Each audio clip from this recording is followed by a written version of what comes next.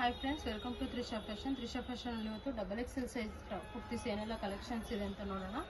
ನೋಡಿ, ತುಂಬ ಚೆನ್ನಾಗಿದೆ. ಎಲ್ಲ ಒರಿಜಿನಲ್ ಆವಾಜ್ ಫ್ರೆಂಡ್ಸ್.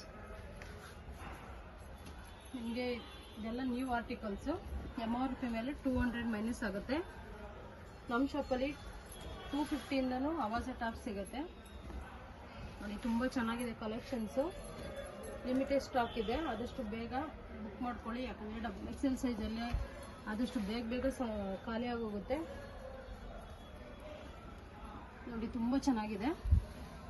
ಒಂದಕ್ಕಿಂತ ಒಂದು ಯುನೀಕ್ ಆಗಿದೆ.